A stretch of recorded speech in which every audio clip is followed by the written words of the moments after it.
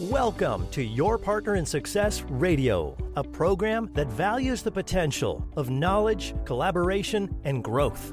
The show is hosted by Denise Griffitts, who is known as an intensely curious nerd in stilettos.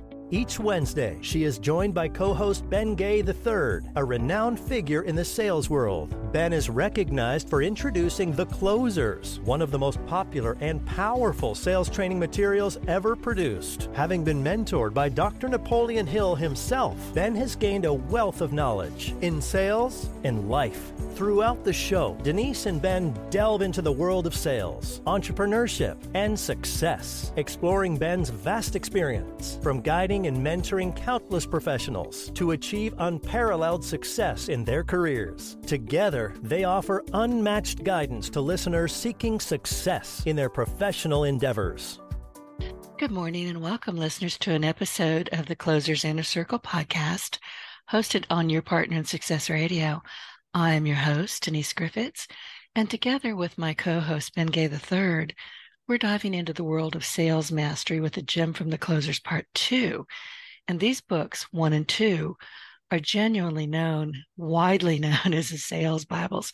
So our focus today is on a chapter titled Save as Much as You Want from the Closers Part 2, and specifically it is on page 71. So get ready for insights that transcend the sales landscape, and Ben unpacks a treasure trove of wisdom that really goes beyond just closing deals. This isn't just about what works now. It's about planting seeds for future success. So join us as we explore the art of saving as much as you want and discover how this knowledge can sprout into innovative ideas on your sales journey. And last week, we talked about elevating sales efficiency with Plan A and Plan B scripts. That episode is also from the Closers Part 2 on page 199. And it's titled Gigi's Plan A and Plan B Interview. And Gigi is Ben's wife. Good morning, Ben. It's Wednesday. Hello, how are you doing? I'm here. I'm chilly, which is very unusual for the Deep South. I'm so happy. My feet are cold. I saw on the television this morning, I always look at Atlanta just because that's home to me. And it was 39 degrees. And I'm not used to I know it gets cold there. I've even shoveled snow in Atlanta, but I'm not used to seeing Atlanta and 37 degrees side by side, because I still think of Atlanta as put on sunglasses and go play golf. But it does get cold. And I still miss at the first ice storm, which Atlanta is more likely to have than pure snow, all the Southerners who haven't driven much at all run to their cars and get out on the road. And so then you get to watch them on the news coming. There's a couple of hills in Atlanta that are famous, but I've never seen a car in the winter come down nose first. They come down sideways. They come down backwards. There's something about icy streets and or snow that drives Southerners to their automobiles. Oh, you ought to see what happens here in Cajun country. Oh my, it's insane. And of course, we live on and near and adjacent to water. I mean, we're river towns. There's water everywhere. And those bridges ice up. And Cajuns lose their minds. They really do. And I don't get out there because I know what they're doing. I can hear them crashing. Yeah. I live in a small neighborhood, 3 streets deep, 3 streets wide. And I'll hear, oh, hell. Out they go. Why they have their windows open and screaming, I don't know, but it's entertaining. Well, that's so you can be heard right before the impact. That's good. Right. We have every once in a while, every couple, 3 years, we'll have a snowstorm. And that snowstorm means that I'm out there and I'm scraping up little tiny, tiny balls of snow from the neighbor's yard so I can make a 2-inch snowman. It's very important. It's tradition. It gets you, and you got to always have a carrot for the nose in the refrigerator, small carrot. Baby carrots. That's right. I've been trying to train my dog that she likes carrots. She doesn't. I've been trying to talk her into it, but it won't work. So let's talk about save as much as you want. That doesn't make sense to me these days. So I had to, and I've read this book a couple of times, many times, and I had to go back and say, what was that chapter about? Because save as much as you want these days, people are going, I can't buy groceries. What are you talking about? Well, I was rereading it this morning myself to get back up to speed because I don't read all my books every day. And one of the things that dawned on me was the particular example given is a little too complicated for radio. And so I'm going to give it a light touch. But basically, what it talks about, it was a client of mine, a friend, who had to raise his rates to appease the bank. And yet he'd been in business for years, very successfully with a profitable business on a handshake and rates about half of what everybody else was charging. You and I have talked about it. Air is cheap, and his particular business, not unlike an insurance company or selling pre-need burial insurance, until you need something, it almost costs nothing for him to keep you on the books. So he got sort of fat and lazy. You know, they're only paying me $125 a month. On the other hand, I have lots of people doing it. And on the other hand, I don't have to do anything most of the time. It's like flying, hours of boredom interrupted by moments of stark terror. And so he was in that position. But the bank made him get people on contracts because they said, we're lending you this money to build a new headquarters and so on. And all of your customers are handshake agreements, and month to month, they could, you say something stupid, they could all leave and you wouldn't be able to pay for the building we're about to lend you money to build.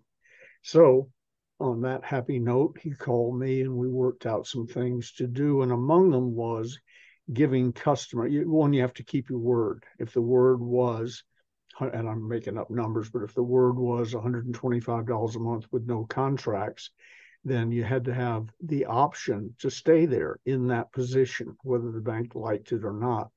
But we had other options for them. One, to get you on paper.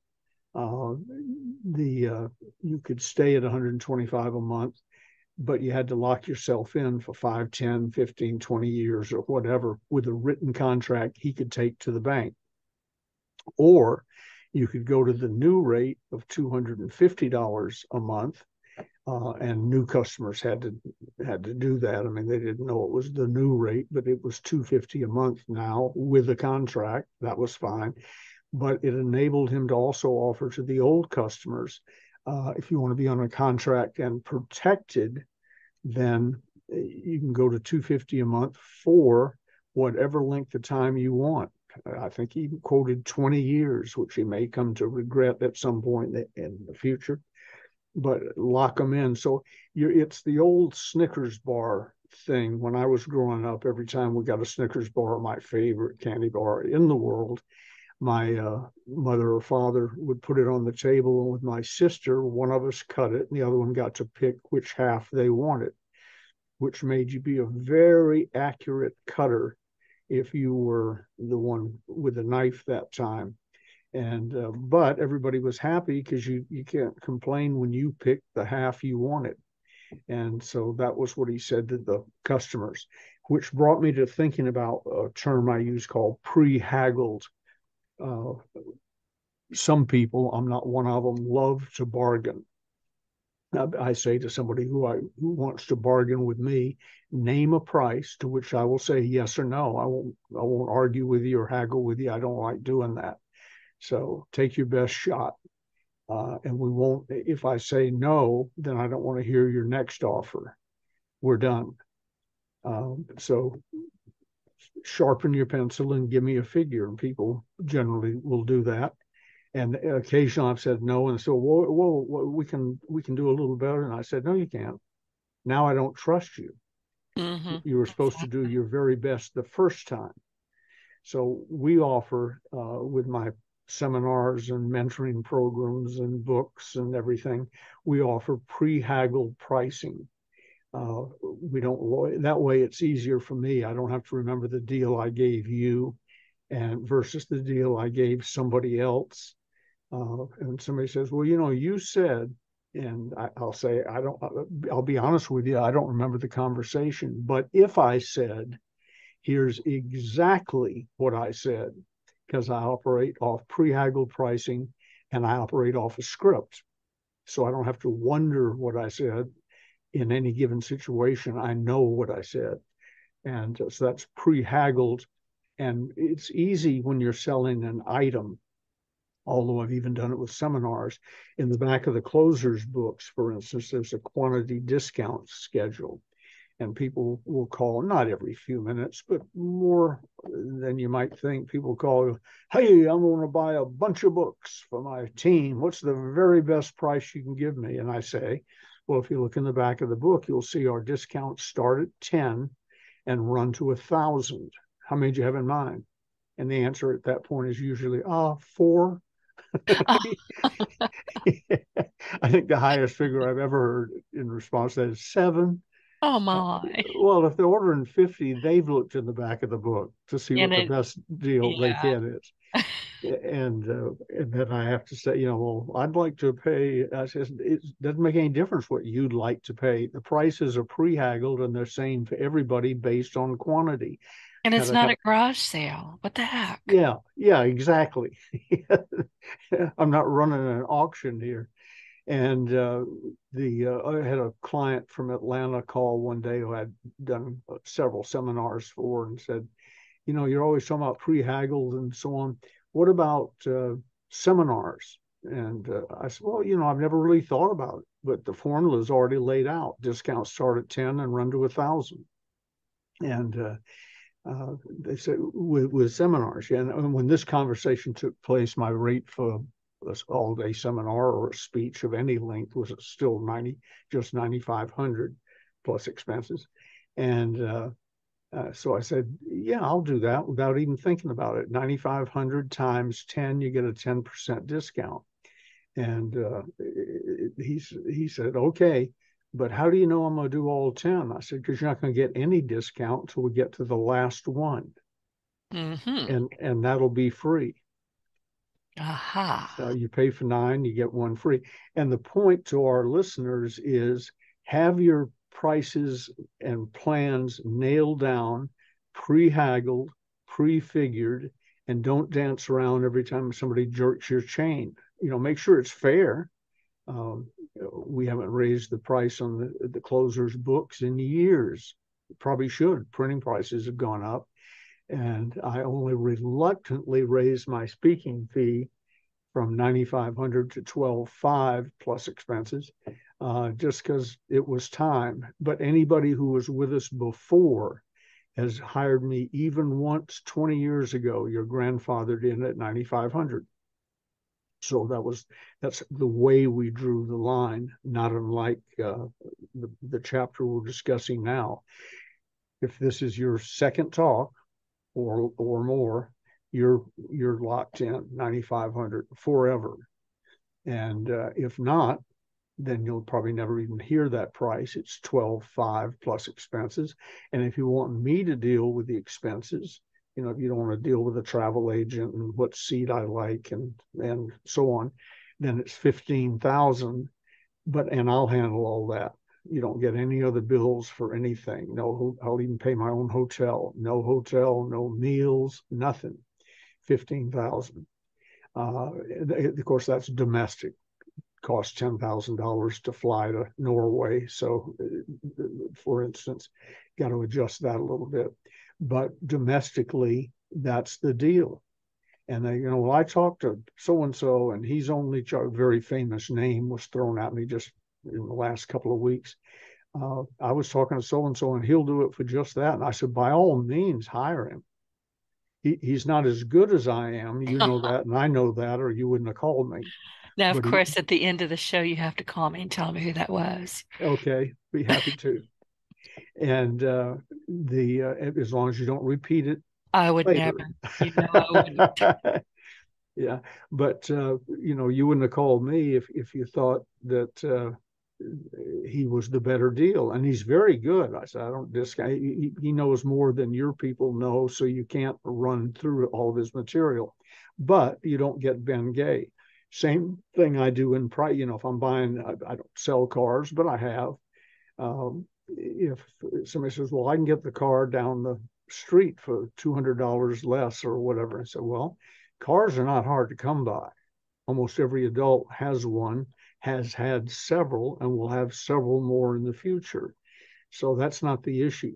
What's unique about this car, it's the only car on the planet out of the billions that are rolling around in various parts of the world that comes with Ben Gay's personal cell phone number, so that if you ever have a problem, you can call AAA, do whatever keeps you happy, but you call me because everything that I can possibly handle will be handled.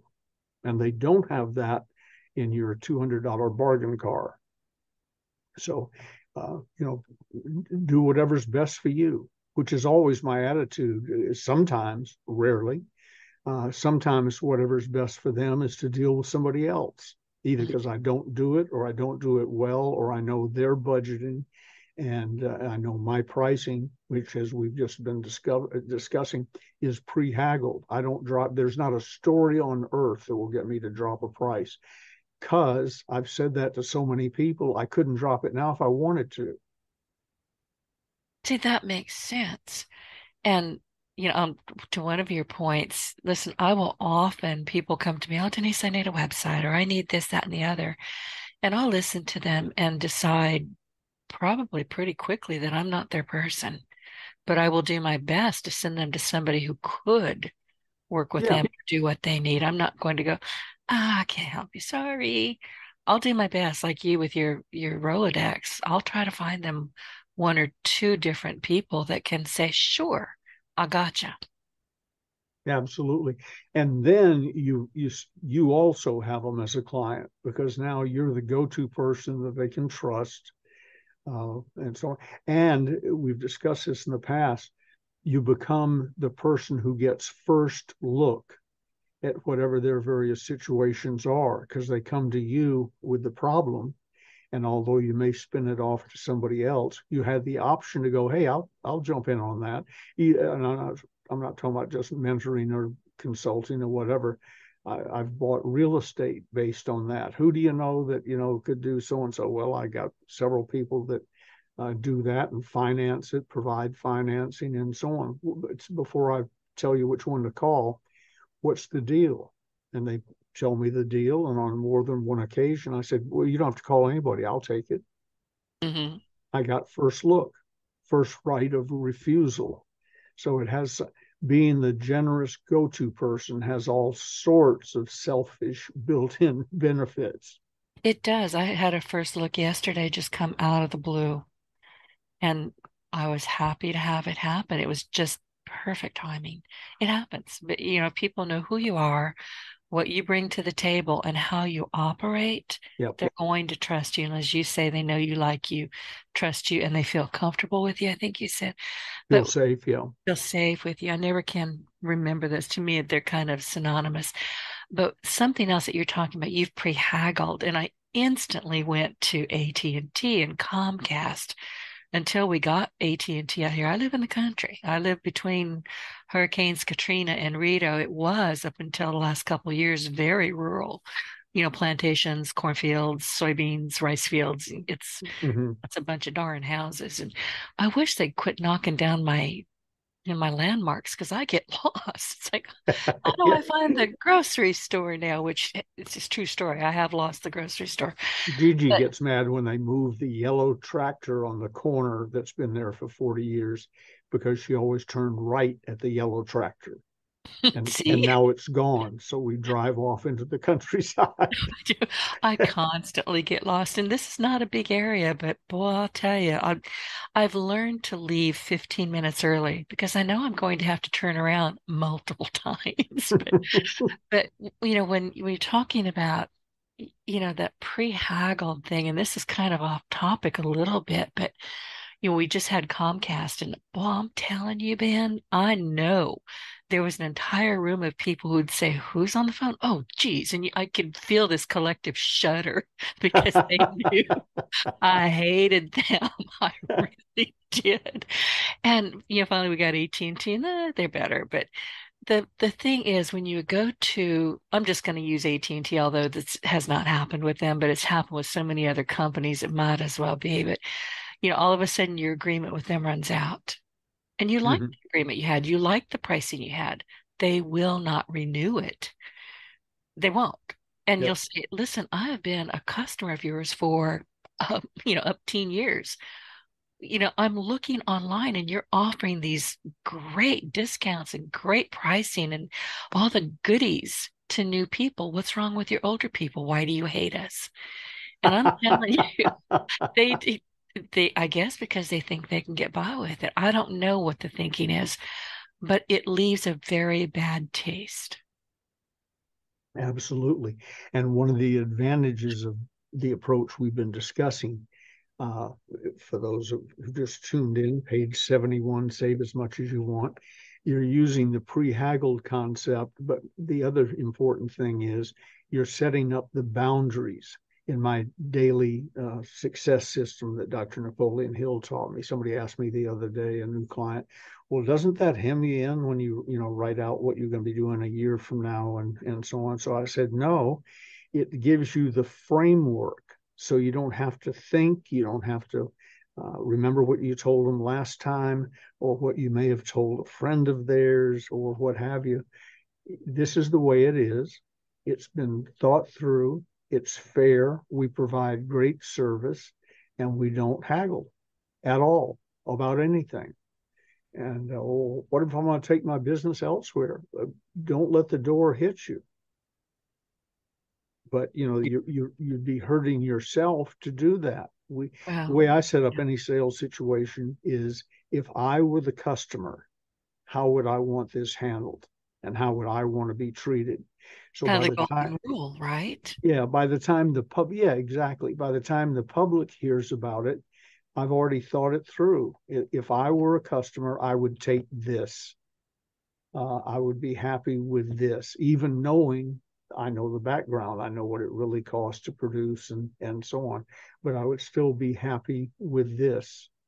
And Earl Nightingale, when he set up his distributor organization, he came to me to have me set it up for him or give him advice, might be a more accurate phrase. And we did, but they had now if it's somebody that's really famous, let's give them this discount, and if it's somebody else, let's give them this discount, and so on. And I said, here's an idea. Why don't we give everybody a 50% discount off of retail if they're going to or buy for resale? That way they don't have to wonder how much they're making, and give it to them up front. Not they were given it at the end of the month. By the end of the month, if you sold so much, we'll give you back this amount of discount. I don't want them thinking about what I will make or not make if I don't do or don't sell this item because I'm trying to hit some monthly target. Let's just give them, let's make it easy. If you were out in the field, would you like to know what you're going to make if you make a sale? Well, yeah, I would. Well, good. Let's give it to everybody, non-hack. And then if Zig Ziglar calls, he can't, so I'll use his name. If Zig Ziglar calls, you don't give him some better discount. And then I call an hour later and I find out because I know Zig and he would tell Right, me what he's paying. right. So it just makes life so much easier. It gives you the freedom to think about the customer instead of what you're going to charge them, et cetera. And with the save as much as you want chapter we're talking about, they can't complain because they picked it. You had a choice. You could stay just like you were. You could go to the contract. You could get locked into savings forever, and you chose this. Congratulations. It's just an easier, freer way to operate. When the gentleman was asking me about the daily success system, he said, well, you block out 4 long weekends a year to go over to the coast, right? What if I called you and offered you $100,000 for that weekend to come speak to me? I'd have to say no, but I'd refer you to somebody who would be thrilled to do it. You mean you'd turn down? Yes, I would.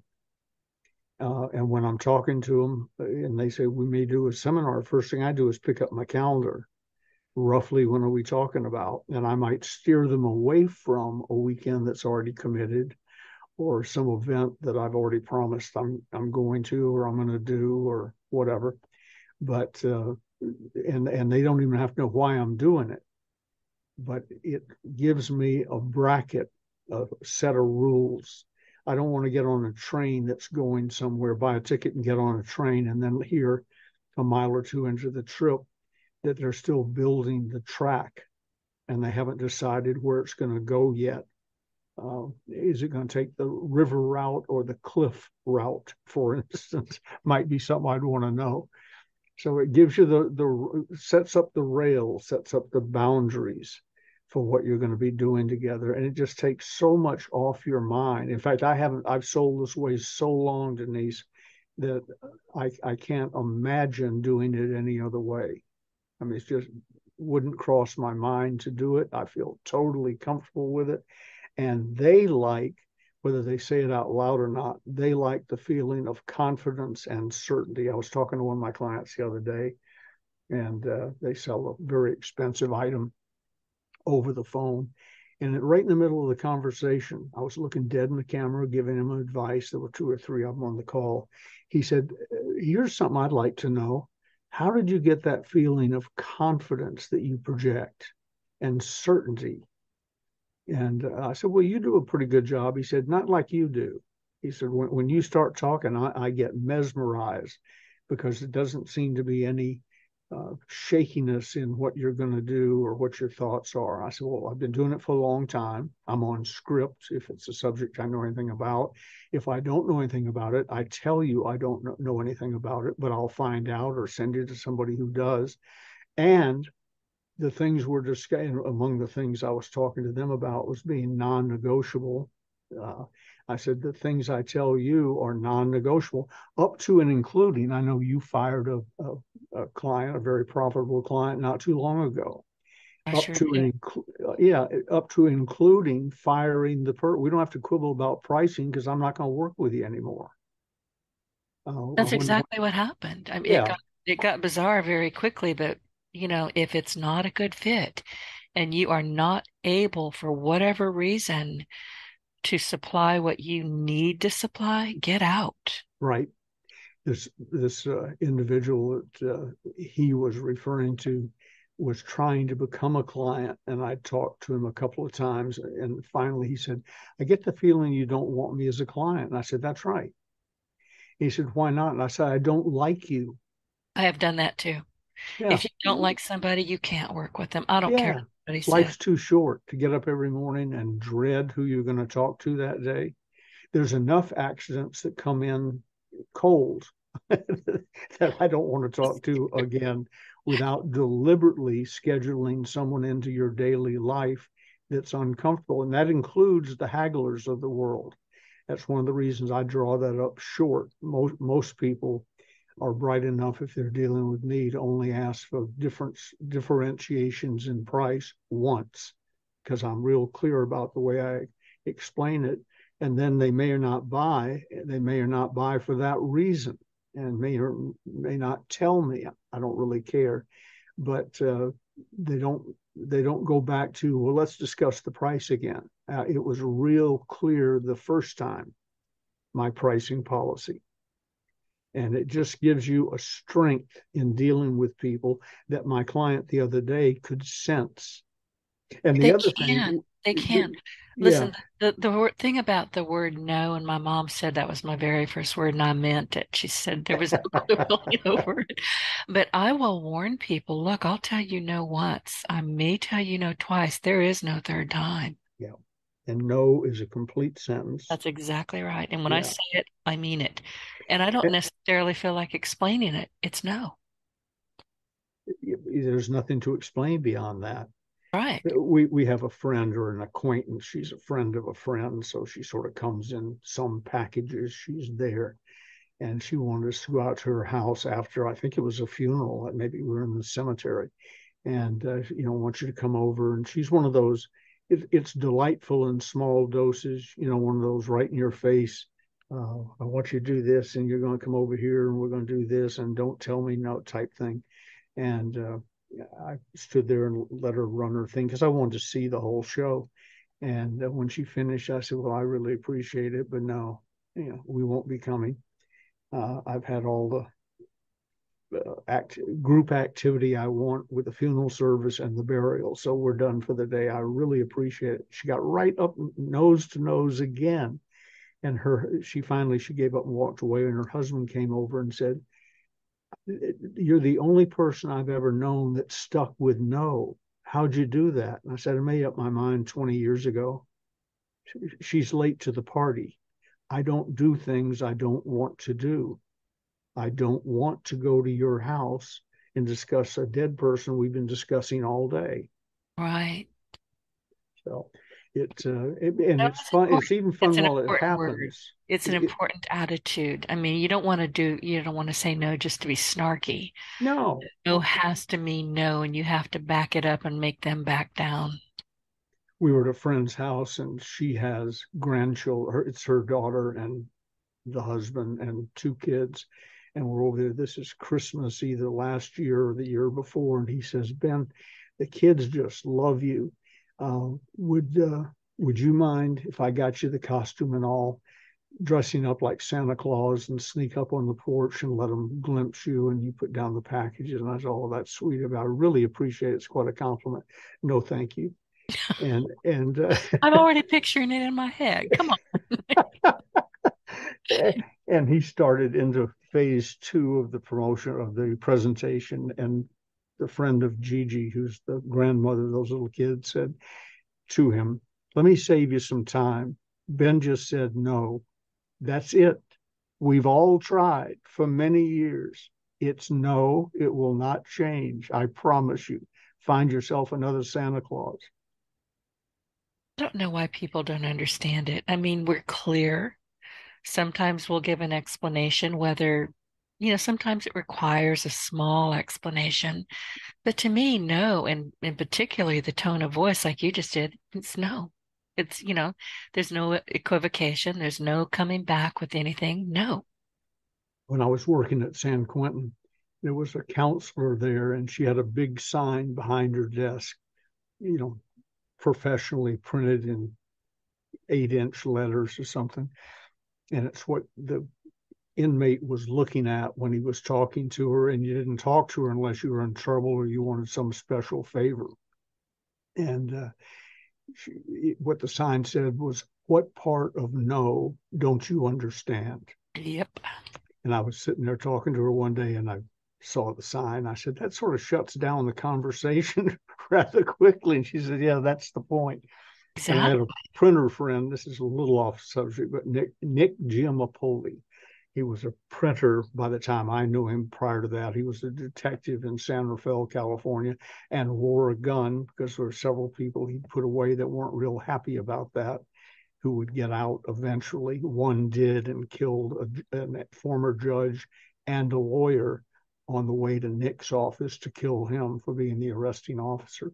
So he's had the gun, and he was a big, strapping, looked like an Italian movie star, although he was Greek. And behind his desk, I used to drop by with friends just to show him the sign behind his reception counter, and it said, I won't use the word effing, okay? "Just because you've waited to the last effing moment for your printing job does not make your problem my problem." Right. Your urgency, your critical urgency is not my issue, or something like Yeah. your crisis is not my crisis. Don't even try to make it one. I used to get the biggest kick out. And when you're talking to a guy who's 6'4" and has a gun on his side, you pretty much just read the sign and let it go. Oh yeah. Yeah, even I would. And I don't have, my mother used to say, not only do you not have filters, you're not afraid of anything, are you? No, I don't have sense enough. Yeah, I really don't. I think I worried her more than the rest of the kids because she never knew it was going to come out of my mouth. Yeah. Well, you and I You did. don't. I We frequently don't. hear things at the same time my audience hears them Yeah, me too. for the first time. And I'll call you and say, did I say that? Yes, you did. Okay, it's too late now. Can't fix it. Oh well. Yeah, I Thought it do the was a same. bad dream. Yeah. So, Yeah. to our listeners, draw the boundaries before the conversation. That's the trick. You don't start establishing these rules while you're in the middle of your presentation.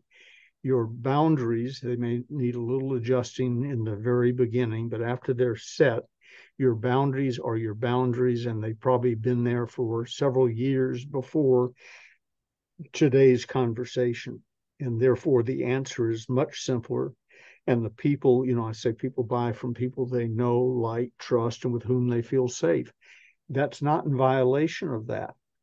People, generally speaking, not everybody, I only close 86% of the people I talk to, but people generally feel comfortable knowing that they get the deal. When you buy a car, you sort of wonder, I don't, but if you buy a car, you wonder, did the guy before you get a better deal? Did the lady after you, is she going to get a better deal than you got? Because we're now down to negotiating skills. They haven't been terribly successful because they haven't had the right salespeople trained properly to do them. But I love the one price car lots. The price is on the window, and that's it. Yes or no. Well, I don't want to pay that much. We'll come by every day, because if it doesn't sell, we're not stupid. We'll lower the price, but we'll lower the price for everybody. My mother-in-law, now deceased, wanted to go to a Hertz sale at our local fairgrounds, where Hertz would truck in lots of cars. I guess that they had passed that point where they wanted to rent them. It's a great place, by the way, those types of businesses, to buy cars, because they keep them in tip-top shape, and for tax reasons and so on, they don't want to drive them past their expiration date. So you can get a good car with clear records as to what it's been through, if anything, and so on. So I took her over to the fairgrounds, and I'm Ben Gay. I'm a great negotiator, not when I'm selling, but when I'm buying.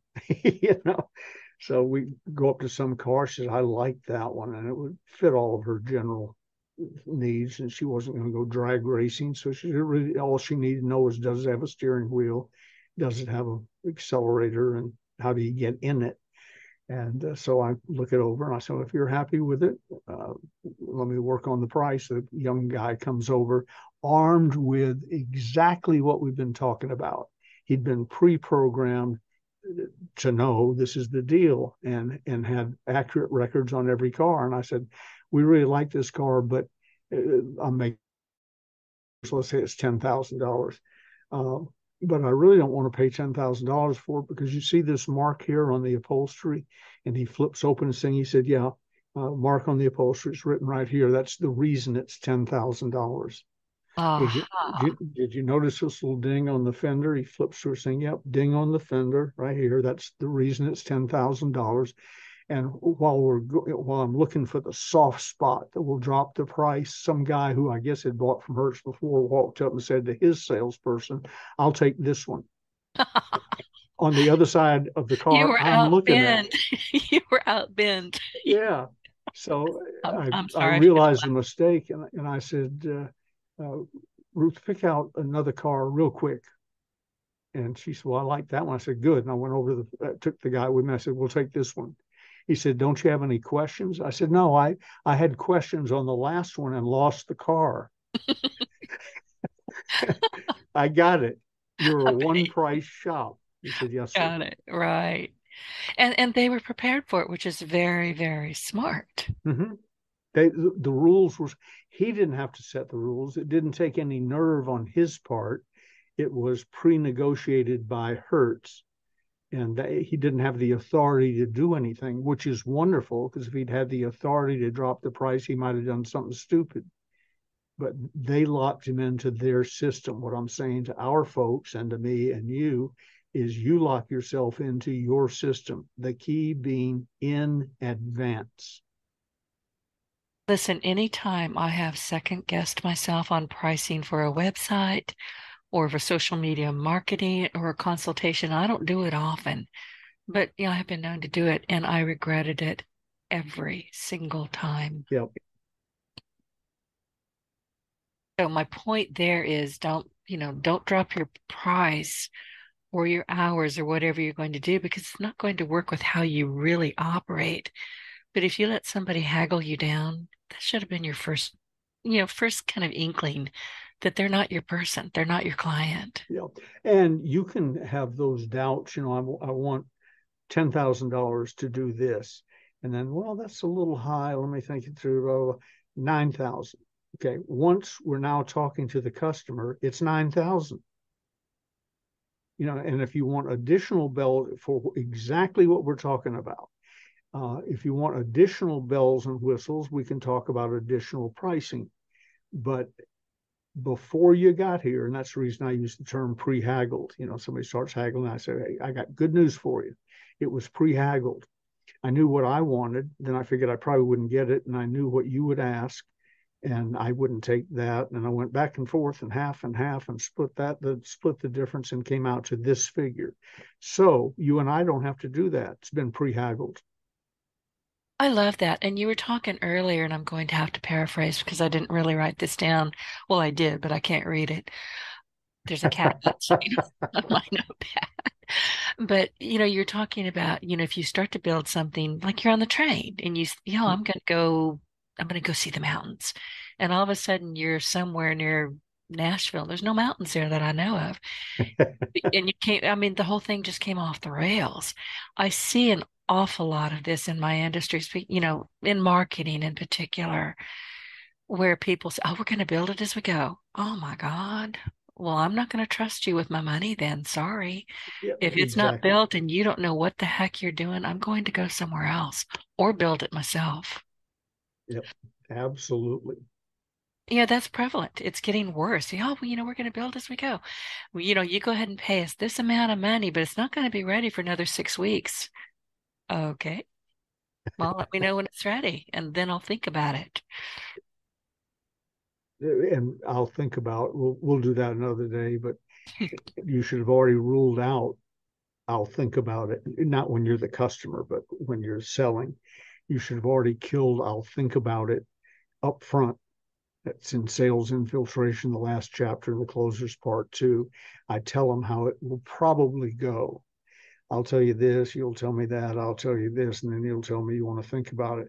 I don't operate that way. So here's the deal. I'll be straight with you. You be straight with me. I call it straight. I'll treat you honestly, fairly, squarely, decently, by the rules. But don't then tell me that you have a brother-in-law in Cleveland you got to check with who's an attorney. You don't have a brother-in-law. He doesn't live in Cleveland and he's not an attorney. So don't try that. And don't tell me you want to think it over.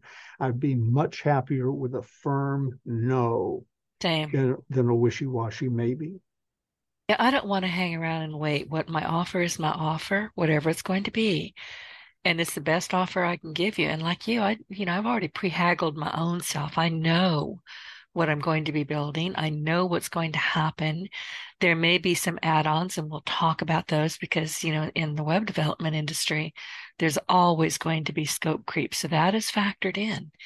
And for those of you who are listening, there may also be a PITA tax, pain in the ass tax. Don't mess with us.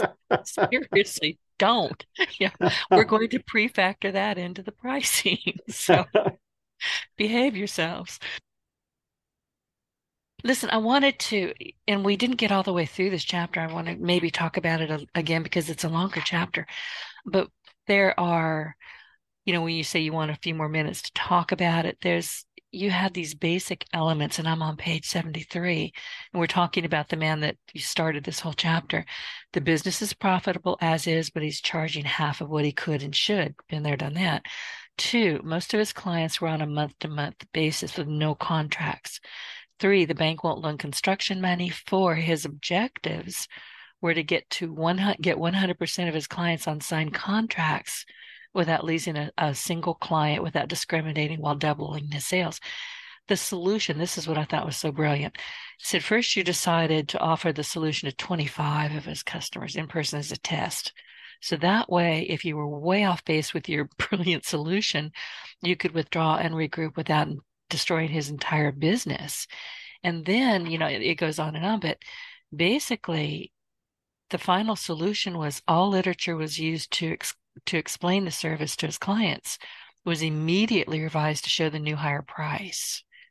So that Yep. made it official, firm, and believable to one and all. Again, it goes back to what you're saying. So, but it really did change his business around, and he didn't even know there was a problem. He got fat and lazy. As I said, air is It cheap. did. And he got used to making a lot of money for not doing much. His service is very valuable when called upon. But if you never call on it, it's virtually pure profit, plus or minus the price to send you a bill. Gotcha. I'm guessing, I'm thinking funeral director, but what do I know? Yes. Who could this be? I got some of those as clients. Oh, really? Yeah. See, I'm telling you, in my family, we're all pretty snarky.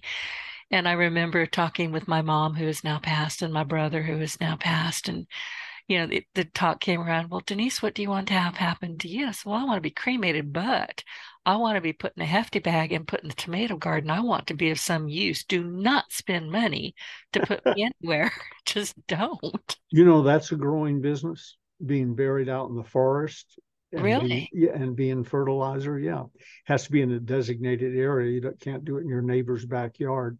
But Oh, but they plant you under or near a tree with probably a hefty bag around you or something. I was joking, but it makes sense. Yeah, maybe a burlap bag, I don't know, but Something that's no biodegradable. coffin, no protection. We know you're going from dust to dust, from earth to Right. earth. You're going back where you came. You're leaving with nothing. You came in with nothing. Congratulations. I And like that idea. I do that with my pets. I've got the entire back of my house is a pet cemetery. yeah, and that works out fine. So why not humans? Done with dignity and under a tree that everybody can identify, so you can go pay your respects to Uncle Harry if you want, and so on. But I think the first time I heard it, I thought, oh God. And then about 10 minutes later, I thought, no, that's a good idea. Yeah, I like it a lot. Yeah. It makes sense. Funerals to me are just bizarre. Weddings and funerals, I just don't like either of them. I can't tell you which one I dislike worse. I think it's kind of even. Well, listen, Uh, what are we going to be talking about next Wednesday? well, that's a good question. I have a couple of things marked that I thought, let's do an easy one. Page 35. I don't know. I don't know. Okay, got it. Alrighty. Let me go look at that. I know this book inside and out, but I still need to thumb through it. Page 35. I don't know. You have just read three of the most difficult words to pronounce in the English language and probably in any other language. That's true. That and I'm sorry. When you say I'm sorry, you try to sound sincere. Just give it a shot. Okay. Okay, so So I got it written down. excellent. As do I. And that will be next. And you're right, it's such a simple concept, but it's among the most difficult to actually do. I had to And master that early on. I would have to tell because when you're starting a business, particularly when it's a tech business or it's something that you haven't really mastered yet, you always want to say, "Oh, sure, I can do that," and then all of a sudden you're losing a client, you're losing your mind because you lied to them. Just say, "I don't know, but I'll find out." yeah, and you're losing your part of your Oh yeah, reputation, yep. and so on. So I don't know. I think it's just I was we were discussing that one day with Dr. Hill, and he said, Ben, there's nothing, because I was at that age 25 when I met him, where you had to have an answer to everything, just because somebody asked you a question. And he said, I'm sure he made up the statistic, but it's about right. He said, Ben, you don't know 99.9999% of the facts that are available. He said, so why would you be ashamed to say, I don't know? Compared to what's available to know, you don't know anything. I'm writing that down. And he's right. I mean, Yep. that's absolutely true. And the thing with facts is sometimes they're not facts. There's Mm-hmm. something definitions, or they're just made out, flat out lies that are parading as facts. So use some critical thinking skills. Ben, where can people find you, your mentoring program, and of course, the Sales Bibles? If you're interested in my mentoring program, and I'll explain it to you in detail in the cover letter I'll send you if you ask, shoot me an email to B as in Ben, F as in Frank, G as in gay, the number 3, BFG3 at directcon.net, DIRECTCON as in November.net. That's for mentoring or anything else. You want to just tell me how wonderful I am, that's where you would tell me. And then if you'd like to get started on the Closers series, here's a place that gives you special pricing, free shipping, but they're still carrying our lifetime guarantee, and they're still brought to me for signing and dating before they go out. There you go to stores, stores.ebay.con, CON, /Ronzoni Books, RONZONEBOOKS, Ronzoni Books. And if you order before 2 o'clock California time, they'll be shipped that day. Either way, you'll get them really quick. They have what we call sudden service. Sudden service? What does that mean? Sudden. It means you know how the ads say allow 6 weeks for delivery. Oh. Our service is sudden. You order, we ship. In fact, one of the cute things that happens occasionally is people call back to change the order 2 hours later, and I say, well, we can change it with a separate package, but your order's already gone. Gone in 2 hours? I said, it may have been gone in 30 minutes. I don't know, but it's gone. You ordered, we shipped. Now, more importantly, is I want you to tell them about the launch of your new podcast symposium, for lack of a better word. I think you call it Get Your Voice Heard. Tell them about that. I'm really excited for you. I am too. And you and I have talked about God winks before. You're definitely one of my God winks. And the last week or two, I've had several people that I really do depend on their wisdom just beat me across the head and shoulders. Basically saying, Denise, get out of your own way. You have a very unique voice in the podcasting industry. And I'm not talking about my physical voice. I'm talking about, I've been doing this for 15 years, something of a subject matter expert. And I'm not teaching people what I know, which is basically you and several other people have just essentially said, well, shame on you. So I'm through crying about it. I'm not whining anymore. But it's something that I've been thinking about doing for the longest kind of time. And all of a sudden, the bottleneck broke. I was the bottleneck. So I thank all of you who have been talking with me and saying, Denise, what the heck? Why aren't you teaching what you know? So it's called Get Your Voice Heard, and it is set to launch next week. And I'm inviting everybody who's listening to join me and David L. Brown, the Business Plan Answer Man, as we dive into teaching and training in the realm of podcasting.